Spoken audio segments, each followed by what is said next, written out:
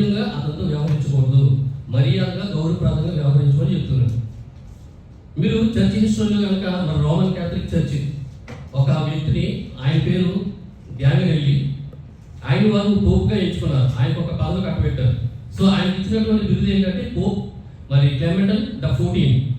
So ఈయనకి Pope పదవి వచ్చిన తర్వాత అనేక రాష్ట్రాల నుండి మరి దేశాల నుండి పెద్ద పెద్ద గనులు, మరి ప్రముఖులు, రాయబారులు అండ్ పెద్ద పెద్ద మతాధికారులు వచ్చారు ఆయన గ్రీటింగ్ చేద్దామని.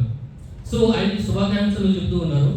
సో ఈ పోప్ గారు సింహాసనం దిగి మరి లేచి నిలబడినప్పుడు ఈయనకి పుష్పగుచ్చాలు ఇచ్చి, బొకేస్ ఇచ్చి శుభాకాంక్షలు చెప్తూ మరి ఆయన ఎదుట మరి పూర్తిగా వంగి వంగి నమస్కారం చేస్తుంటే ఆయన కూడా మరి ఆ యొక్క బొకేలు తీసుకుని తిరిగి వారందరికీ వంగి ప్రతి నమస్కారం చేస్తూ ఉన్నాడు. అప్పుడు తన పక్కనే ఉన్న మరి తన అసిస్టెంట్ లేదా కార్డినల్ చూసి, మరి పోప్ గారు మీరు అలా చేయకూడదు, మీరు వారు మీ ముందు వంగుతారు కానీ మీరు వారి ముందు వంగకూడదు, అది మీ మర్యాద కాదని చెప్తే ఆయన ఏం చెప్తాడంటే, నేను పోపాదనకి కేవలం 2 రోజులు మాత్రం అయ్యేది, అప్పుడే నాకు నలవాటిని మర్యాదని అట్లా మర్చిపోతాను అనుకుంటాం. సో ఆ పోపు చెప్పడం జరుగుతుంది. సో నేను పోప పీఠం ఎక్కి జస్ట్ 2 రోజులు అయ్యింది కాబట్టి నా అలవాట్లు నేను వెంటనే మార్చుకోలేను అని చెప్పాను. కాబట్టి పోపు అయినంత మాత్రాన మరి ఎవరి ముందు వంగి మరి గ్రీటింగ్ చెప్పకూడదు, మరి ఫాస్ట్ అయినంత మాత్రాన ఎవరి ఎదుట తగ్గించుకోకూడదు, మరి తాను కూడా తిరిగి వినయంతో మరి ఎవరికి శుభాకాంక్షలు చెప్పకూడదు అనేది ఎక్కడా ఉండదు.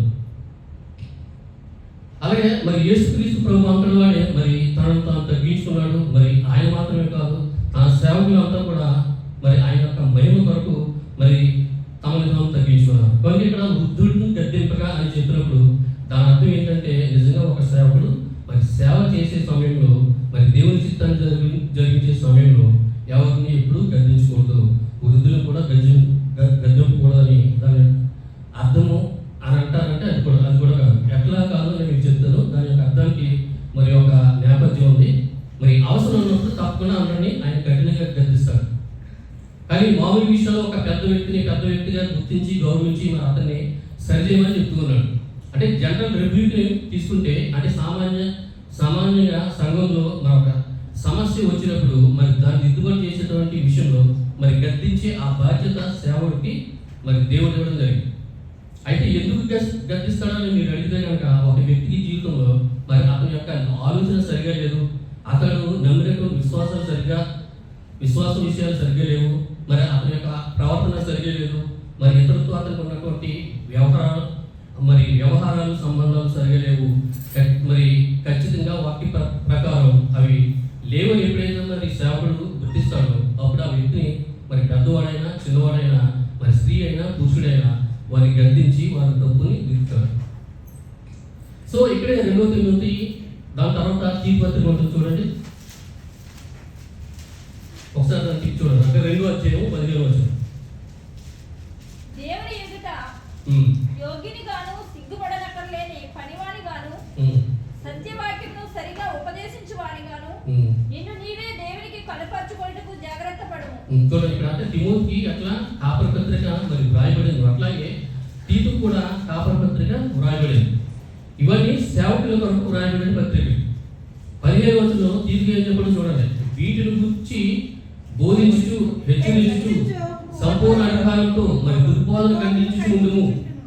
సో నిన్నెవరిని కూడా తృణీకరింపనీయకము.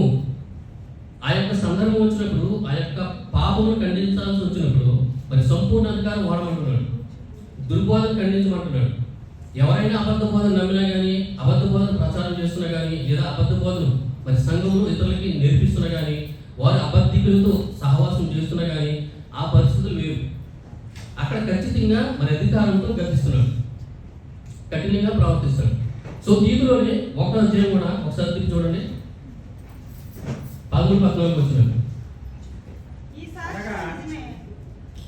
చూడండి. అంటే క్రేతు అనే ద్వీపంలో అనేక పట్టణాలు ఉన్నాయి.